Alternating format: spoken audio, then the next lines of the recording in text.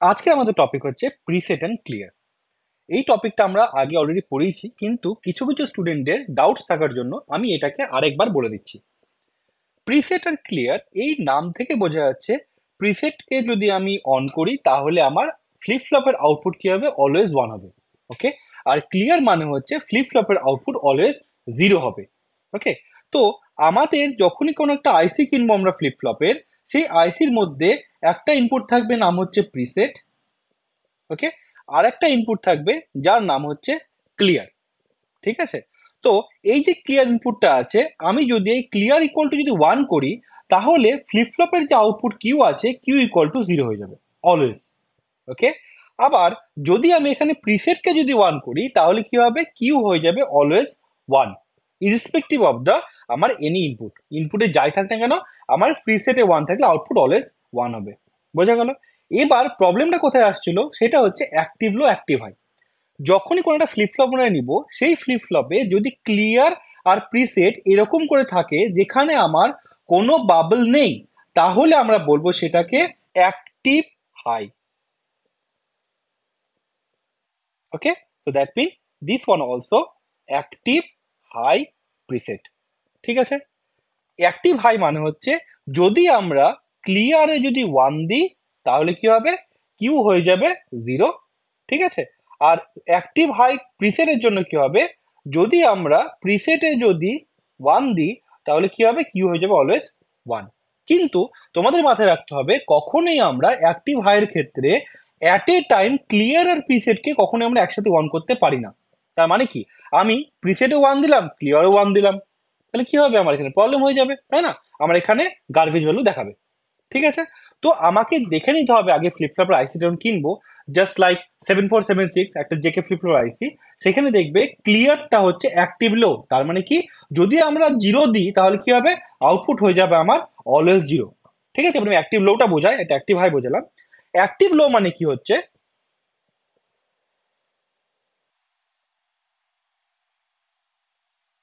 Active লো মানে just আমার এখানে একটা বাবল থাকবে।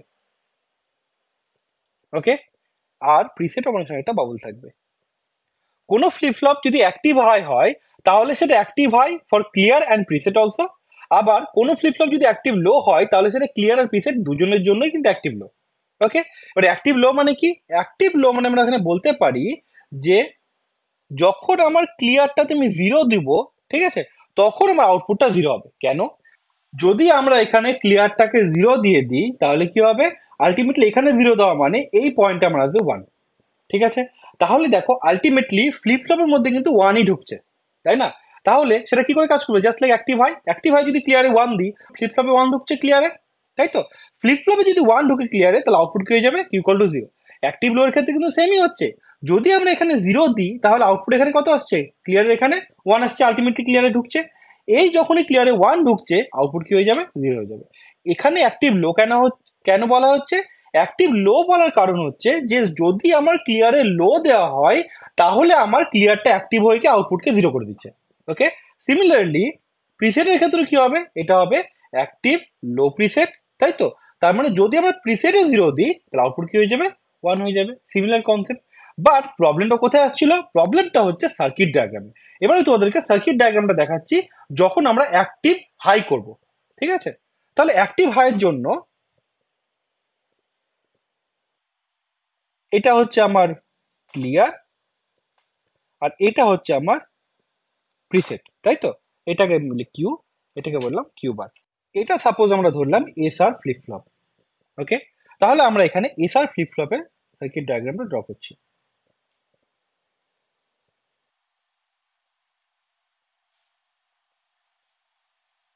তোমরা ভালো করেই জানো এইটা হচ্ছে একটা ল্যাচ সার্কিট, তাই তো?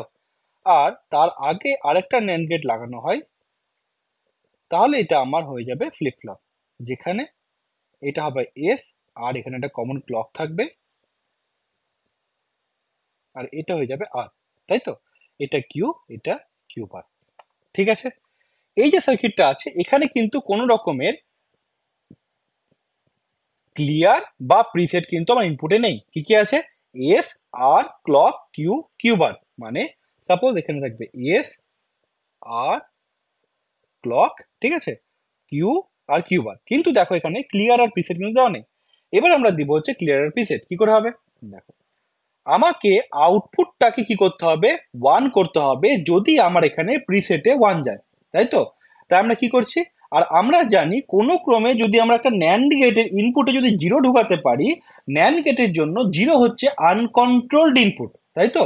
তার মানে যদি আমার একটা ন্যান্ড গেট থাকে, সেই ন্যান্ড গেটের একটা ইনপুটে যদি 0 চলে আসে, তাহলে আউটপুট অলওয়েজ 1 হবে irrespective of the other input, তাই তো? তাহলে আমার কাজ কি হবে, আমি এখানে চাইছি কিউ ইকুয়াল টু 1 করতে। কিউ ইকুয়াল টু 1 কখন হবে, যদি আমার এই যে ন্যান্ড গেটটা আছে, এই ন্যান্ড গেটের মধ্যে যদি আমি কোনো ক্রমে 0 দিতে পারি, তাহলে হয়ে যাবে, তাই তো? তাহলে দেখো আমি এখানে করলাম হচ্ছে, এটাকে আমি লিখলাম প্রিসেট, ওকে। কিন্তু যদি এখানে আমরা 0 দিই, তাহলে কি হচ্ছে, তাহলে আউটপুট 1 হচ্ছে, কিন্তু এটা তো অ্যাক্টিভ লো হয়ে যাচ্ছে, এটা কিন্তু অ্যাক্টিভ হাই হচ্ছে না। তাহলে আমরা কি করব, আমরা এখানে একটা বাবল দেব। বোঝা গেল? তো যখন আমার একটা বাবল থাকবে, এবার যদি আমরা এখানে প্রিসেটে 1 দিই, তাহলে আলটিমেটলি কি হচ্ছে, এই ন্যান্ড গেটের মধ্যে 0 ঢুকছে, যখন ন্যান্ড গেটে 0 ঢুকবে আউটপুট কি হয়ে যাবে, 1 হয়ে যাবে। তাহলে দেখো এটা হলো অ্যাক্টিভ হাই, এই সার্কিটটা হলো অ্যাক্টিভ হাই, ঠিক আছে। অ্যাক্টিভ হাইয়ের জন্য আমার ব্লক ডায়াগ্রামে কোনো বাবল থাকবে না, কিন্তু এখানে একটা বাবল পুশ করতে হবে, তার কারণ কি, this is a NAND gate. বোঝা গেল তো কি বলতে চাইলাম? সিমিলারলি ক্লিয়ারের জন্য কি হবে, এখানেও আমরা এটাকে দিব হচ্ছে ক্লিয়ার, ওকে, কিন্তু এখানে আমরা একটা বাবল দেবো, ওকে। এবার দেখো যখনই আমরা এখানে ক্লিয়ারে 1 দিব, তাহলে কি হলো, এই ন্যান্ড গেটের মধ্যে 0 ঢুকছে, তার মানে কিউ বার হয়ে যাবে always 1, that mean Q equal to 0। বোঝা গেল? তো এই যে সার্কিটটা আমরা ড্র করলাম, এই সার্কিটটা হচ্ছে active high, preset and clear and clear. বোঝা গেল? কোন প্রবলেম নেই। এবার আমরা দেখবো হচ্ছে অ্যাক্টিভ লো এর জন্য, তো এটা আমি হেডিং দিয়ে দিচ্ছিলাম অ্যাক্টিভ হাই, ওকে। অ্যাক্টিভ হাইয়ের জন্য এটা হচ্ছে সার্কিট যেখানে বাবল থাকবে না, আর এখানে কিন্তু বাবলটা থাকবে, ক্লিয়ার। এবার আমরা করবো কি অ্যাক্টিভ লো। অ্যাক্টিভ লো এর জন্য কি হবে, আমার অলওয়েজ এখানে একটা বাবল থাকবে, যেহেতু এটা অ্যাক্টিভ লো, ওকে। তো এখানে আমি এটা লিখে দিচ্ছি, this is the active low, preset and clear, okay. এবার আমাকে করতে হবে কি, অ্যাক্টিভ লো এর জন্য সার্কিট ডায়াগ্রাম ড্র করতে হবে। আমরা কি করব, অ্যাক্টিভ লো, ঠিক আছে।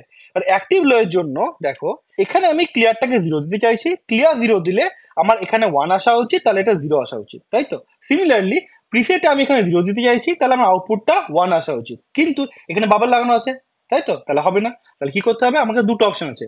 একটা অপশন কি, আমি এখানে একটা নট গেট লাগাবো, এটা একটা আমার অপশন, ঠিক আছে, প্রিসেট আর ক্লিয়ার দুটোর মধ্যেই, ওকে, এটা একটা অপশন হতে পারে। আর একটা অপশন কি, আমি এখানে কোনো গেটই দিব না, মানে আমি এখানে যে প্রিসেটটা থাকবে সেই প্রিসেটটা ডাইরেক্টলি যাবে, ওকে। তাহলে যদি আমার এখানে কোনো বাবল না দেওয়া থাকে, ঠিক আছে, বা দুটো ন্যান্ড গেট নট গেট থাকে, তাহলে আমার কি হবে, এখানে এটা হয়ে যাবে অ্যাক্টিভ লো। বোঝা গেল? তার মানে কি, যখন আমার সার্কিট ডায়াগ্রামে বাবল দিব না, তখন সেটা অ্যাক্টিভ লো, কেন, এখানে ন্যান্ড গেট আছে। কিন্তু ব্লক ডায়াগ্রামের ক্ষেত্রে কিন্তু বোঝানোর জন্য আমাকে অলওয়েজ বাবল দেওয়া মানে হচ্ছে অ্যাক্টিভ লো, আর বাবল না দেওয়া মানে হচ্ছে কি হচ্ছে, অ্যাক্টিভ হাই। বোঝা গেল তো? ঠিক আছে। So that's all about the preset and clear, active low and active high. যখনই কোনো একটা আইসি কিনবে তোমরা, তখন তোমরা আইসিটার পিন কনফিগারেশন দেখে নিবে, আর সেখানে তোমরা বুঝতে পারবে যে প্রিসেট যদি অ্যাক্টিভ লো হয়, তাহলে কি লেখা থাকবে, পি আর বার। পি আর বার মানে কি, এটা হচ্ছে অ্যাক্টিভ লো প্রিসেট, ওকে। আর অ্যাক্টিভ লো ক্লিয়ার মানে কি হবে, সি আর বার, ঠিক আছে, বা সি এল বার। কিন্তু যদি ওটা আমার অ্যাক্টিভ হাই হয়, তাহলে কি লেখা থাকবে, পি আর লেখা থাকবে, আর এখানে সি এল অর সি আর লেখা থাকবে। বোঝা গেল তো? তোমাদের যদি তাও এটা ডাউট থাকে, তাহলে তোমরা কমেন্ট বক্সে জানাতে পারো, আমি তোমাদের ডাউটটা সলভ করে দেবো। আর যদি তোমাদের এই ভিডিও ভালো লাগে, তাহলে প্লিজ একটা লাইক করে দিও, আর ভিডিওটা তোমাদের বন্ধুদের সাথে শেয়ার করে দিও, ঠিক আছে। So that's all for this video, see you in the next one. Thanks for your time. Please do share this concept with your friends. And if you like this video, please press the like button. It is really means a lot for me. Bye bye.